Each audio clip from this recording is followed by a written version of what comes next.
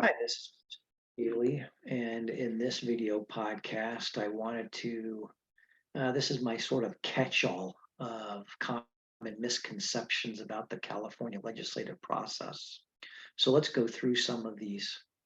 The first misconception is that constitutional office appointments require confirmation only by the Senate, like all other gubernatorial appointments. For nominees to any of the remaining 8 constitutional offices, those individuals must be confirmed by both the Assembly and the Senate. The Senate does confirm certain specified gubernatorial appointees, but in the Assembly, the confirmation rule is limited to the confirmation of nominees to fill a vacancy for a constitutional office. Another misconception is that committee jurisdictions are the same in both houses. There are currently 33 Assembly standing committees and 22 Senate standing committees. Now, not all measures go to the same committee in both houses. For example, privacy measures go to the Assembly Privacy and Consumer Protection Committee. In the Senate, they go to the Judiciary Committee. The insurance area, not all Senate bills and insurance go to the Assembly Insurance Committee and vice versa. For example, in the Assembly, workers' compensation bills go to the Insurance Committee, but in the Senate, they go to the Labor, Industrial Relations, and PERS Committee. So many committees are the same name or have the same jurisdiction between the two houses, but there are a few differences to be aware of. Another misconception is that a statute is in effect until the voters cast a vote on the referendum that was filed against that statute. A referendum that qualifies for the next statewide general election does stay the effective date of the newly enacted bill. If the referendum fails, the statute does not take effect retroactively to its originally scheduled effective date, but rather 5 days after the Secretary of State certifies the referendum vote. Another misconception is that an adjournment motion is always in order. That is the case under Robert's Rules of Order, but in the California legislature, an adjournment motion is not in order if bills are still on call.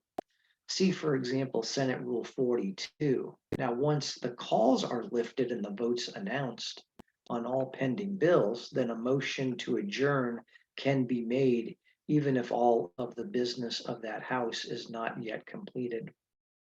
Another misconception is that the legislature and the people through the initiative process can make the same types of statutory changes. So an initiative can be a proposal to change either statutes or the Constitution.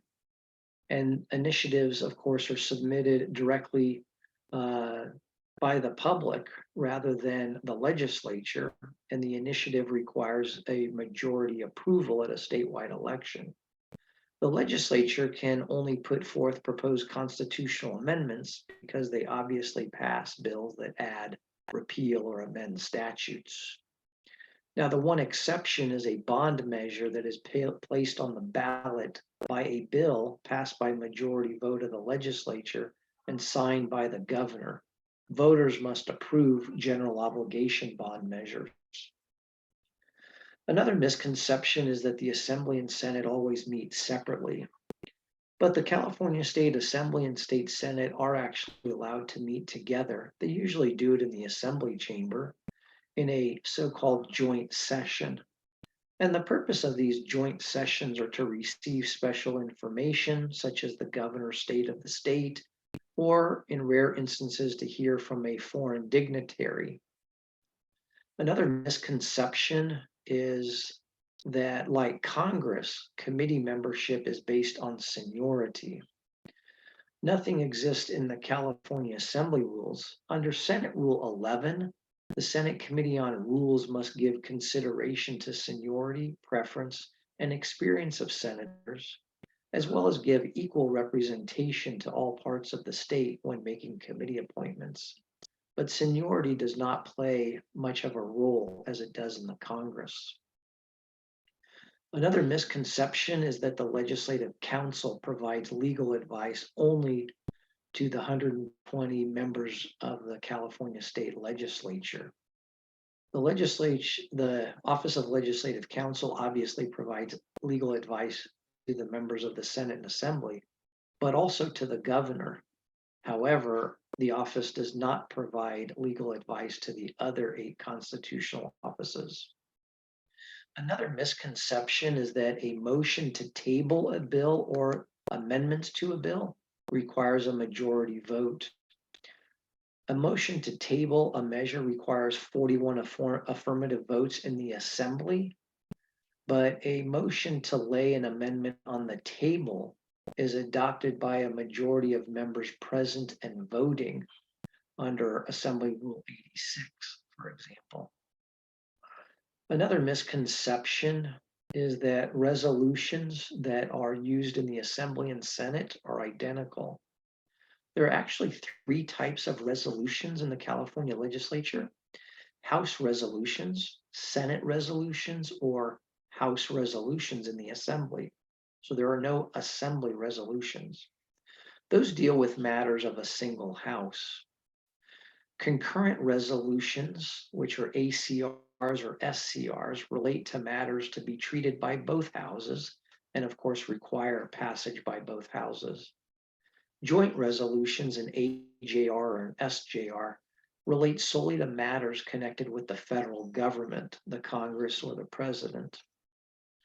Both concurrent resolutions and joint resolutions not only have to be passed by both houses of the legislature, but also they are assigned a resolution chapter number by the Secretary of State once they have passed both houses of the California State Legislature. Another misconception is that the Republican leaders in the 2 houses pick the vice chairs of standing committees. Now, under custom and practice of the 2 houses, the minority leader in the Senate usually picks the vice chairs and the committee assignments. However, in the Assembly, the minority leader makes suggestions to the Assembly Speaker. Another misconception is that all resolutions introduced by a member of the legislature are heard by a committee.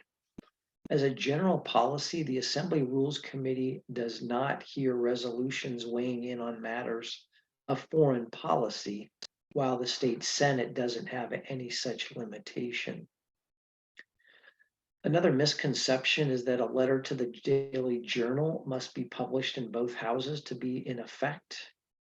These letters to the Journal are generally used to express legislative intent or perhaps explain the purpose of a bill, and they're published in the Journal of that bill's house of origin generally. It's signed by the bill's author and generally requires approval by majority and minority parties, although technically only needs to be published with a majority vote of the members, 41 in the Assembly and 21 in the Senate.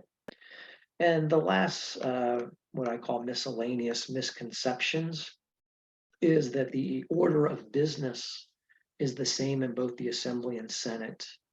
However, there are slight variations between their respective orders of business.